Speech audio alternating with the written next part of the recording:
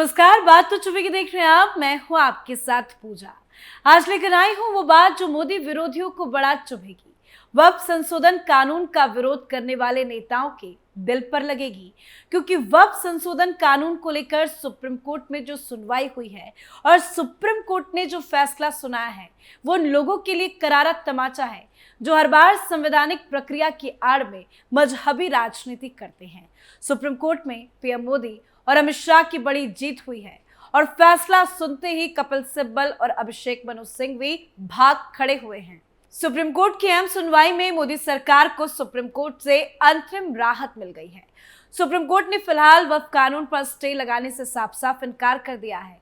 तो supreme court में सुनवाई के दौरान क्या क्या हुआ आपको बताएंगे, साफ शब्दों में सुप्रीम कोर्ट का फैसला आपको समझाएंगे और फैसला आने के बाद कैसे ओवैसी अमानतुल्लाह खान बौखलाए हैं उनका बयान भी सुनाएंगे। और सुप्रीम कोर्ट के फैसले के बीच पीएम मोदी ने क्या खेल कर दिया है उसका वीडियो भी दिखाएंगे। साथ ही वक्फ बोर्ड की संपत्ति पर एक्शन की डिटेल्स देंगे। तो चलिए शो शुरू करते हैं। वक्फ कानून को लेकर पूरी डिटेल्स आपको बताते हैं। तो सुप्रीम कोर्ट में सुनवाई के बाद सीजेआई ने क्या अंतरिम फैसला सुनाया वो आपको जरा जल्दी आसान भाषा में समझाते हैं, फिर आगे पूरी अंदर की खबर आपको बताएंगे और तमाम अपडेट्स भी देंगे। पहले तो कोर्ट ने केंद्र सरकार को कानून पर जवाब देने के लिए 7 दिन का वक्त दे दिया है। वक्त मोदी सरकार की तरफ से ही मांगा गया था, जिसे कोर्ट ने स्वीकार कर लिया। 7 दिनों में सरकार के जवाब के बाद याचिकाकर्ताओं को 5 दिन में जवाब देना होगा और इस मामले की अगली सुनवाई 5 मई को तय कर दी गई है। अब सुनवाई के दौरान जो सुप्रीम कोर्ट ने बातें कही है वो समझिए। सुप्रीम कोर्ट का फैसला आपको बताते हैं। सुप्रीम कोर्ट के फैसले के मुताबिक नए कानून के प्रावधानों के तहत वक्फ बोर्ड और केंद्रीय वक्फ परिषद में किसी भी तरह की नई नियुक्ति नहीं की जा सकेगी। इसका मतलब है कि गैर मुस्लिम सदस्यों की नियुक्ति सहित कोई भी नया बदलाव फिलहाल संभव नहीं होगा। कोर्ट ने आदेश दिया है कि वक्फ बाय यूजर या वक्फ बाय डीड के तहत घोषित किसी भी संपत्ति का वक्फ दर्जा नहीं हटाया जा सकेगा। इसका मतलब है कि ऐसी संपत्तियों को सरकारी जमीन घोषित करने या उनके स्वामित्व में किसी तरह का बदलाव करने की प्रक्रिया पर पूरी तरह से रोक रहेगी। नए कानून में प्रावधान है कि वक्फ संपत्ति पर विवाद होने की स्थिति में जिलाधिकारी जांच पूरी होने तक इसे वक्फ संपत्ति के रूप में मान्य नहीं करेगा। कोर्ट ने इस प्रावधान को लागू करने पर अंतरिम रोक लगा दी है, जिससे ऐसी संपत्तियों की स्थिति यथावत रहेगी। कोर्ट ने वक्फ बोर्ड और केंद्रीय वक्फ परिषद के मौजूदा ढांचे और वक्फ संपत्तियों की स्थिति में किसी भी तरह के बदलाव पर रोक लगाते हुए यथास्थिति बनाए रखने का निर्देश दिया है। तो सुप्रीम कोर्ट ने आदेश दिया है कि केंद्र का जवाब आने तक वक्फ संपत्ति की स्थिति नहीं बदलेगी। सरकार के जवाब तक यथास्थिति बनी रहेगी। इसके साथ ही अगले आदेश तक नई नियुक्तियां नहीं होगी। और अब सबसे बड़ी बात, सुनवाई के दौरान सुप्रीम कोर्ट ने वक्फ बाय यूजर और रजिस्टर्ड वक्फ संपत्तियों को ना छूने के लिए कहा है। लेकिन सवाल यह है कि तमाम ऐसी संपत्तियां हैं जिनका कोई रिकॉर्ड नहीं होगा, कोई दस्तावेज नहीं होगा, उनका इस आदेश के तहत क्या असर होगा? क्या सरकार उस पर कार्रवाई कर सकती है? ऐसी जमीनों के कागज दिखाने के लिए कह सकती है? ये सारे कई महत्वपूर्ण सवाल हैं, तो इस पर आपको जानकारी देते हैं। दरअसल सुनवाई के दौरान सीजेआई ने एक ऐसी लकीर खींच दी जिससे सरकार काफी खुश है, क्योंकि ऐसी संपत्तियों पर कार्रवाई करने से सरकार को नहीं रोका गया है। सुनवाई के दौरान कपिल सिब्बल और अभिषेक मनु सिंघवी बार-बार सीजेआई को इसी के बारे में बताने की कोशिश करते दिखे थे। एक अनुमान के मुताबिक वक्फ बोर्ड के पास 4,36,169 ऐसी संपत्तियां हैं जिनका कोई रिकॉर्ड नहीं है। तो सरकार तो कार्रवाई करेगी, उस पर कोई रोक नहीं है। साफ शब्दों में एक बात समझिए, सुप्रीम कोर्ट ने कानून पर रोक नहीं लगाई है। सॉलिसिटर जनरल तुषार मेहता ने खुद कोर्ट से कहा है कि आप कोई आदेश न दे, 7 दिन के अंदर हम जवाब पेश कर देंगे। तब तक नए वक्फ कानून के तहत वक्फ बोर्ड या वक्फ परिषद में कोई भी नियुक्ति नहीं की जाएगी। सुप्रीम कोर्ट ने आदेश में भी लिखा है कि सरकार अगली तारीख तक उन संपत्तियों यानी कि वक्फ बाय यूजर को डी नोटिफाई नहीं करेगी जो रजिस्टर्ड और गेजेटेड है। यानी कि सरकार अन्य संपत्तियों पर कार्रवाई करने के लिए स्वतंत्र है। इससे लगता है कि ऐसी संपत्ति जो रजिस्टर्ड नहीं है और वक्फ बाय यूजर है तो उससे कागजात मांगे जा सकते हैं। हालांकि इसके बारे में स्पष्टता तो अगली सुनवाई में ही होने की पूरी उम्मीद है। केंद्र सरकार ने सुप्रीम कोर्ट को भरोसा दिया है वो अगली सुनवाई तक वक्फ बाय डीड और वक्फ बाय यूजर को डिनोटिफाई यानी कि गैर अधिसूचित नहीं करेगी। लेकिन वक्फ बाय डीड और वक्फ बाय यूजर का क्या मतलब होता है इसे भी समझा देते हैं।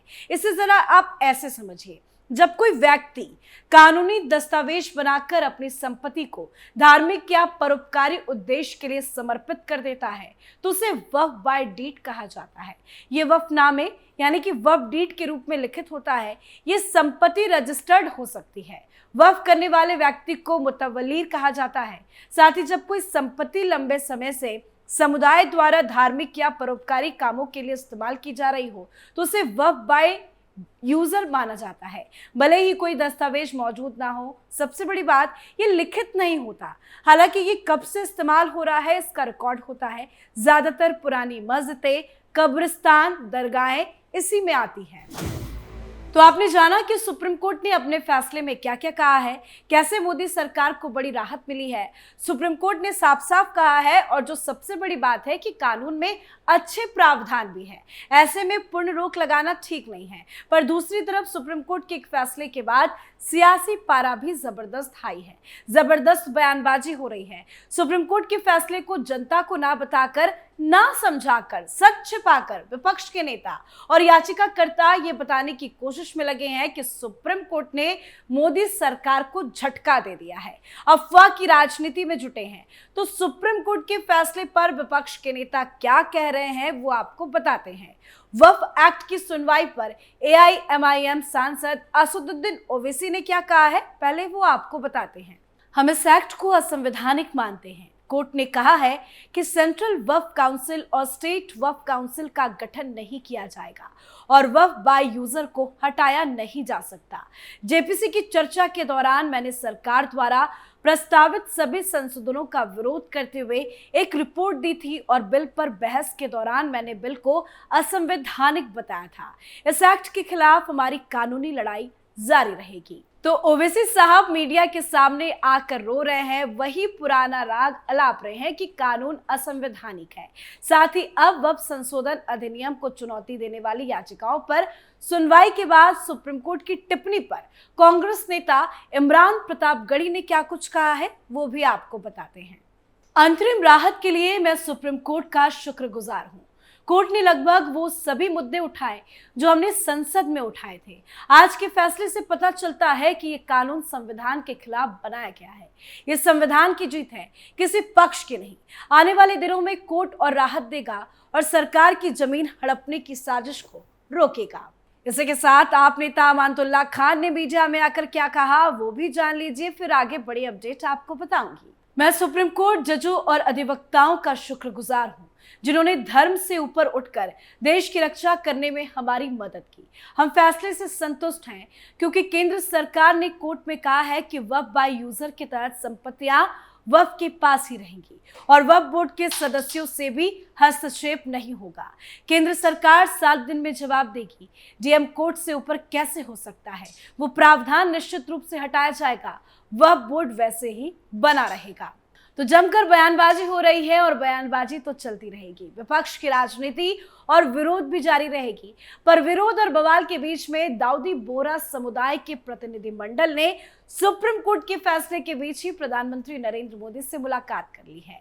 इस दौरान उन्होंने नए वक्फ कानून को लागू करने के लिए प्रधानमंत्री मोदी का धन्यवाद दिया है। साथ ही इसे ऐतिहासिक कदम बताया है। समुदाय के प्रतिनिधियों ने कहा है कि ये उनकी लंबे समय से चली आ रही मांग थी जिसे अब पूरा किया गया। दाऊदी बोहरा समुदाय ने प्रधानमंत्री के सबका साथ, सबका विकास, सबका विश्वास के विजन पर भी विश्वास जताया। उन्होंने कहा कि वो इस सोच के साथ खुद को जुड़ा हुआ महसूस करते हैं।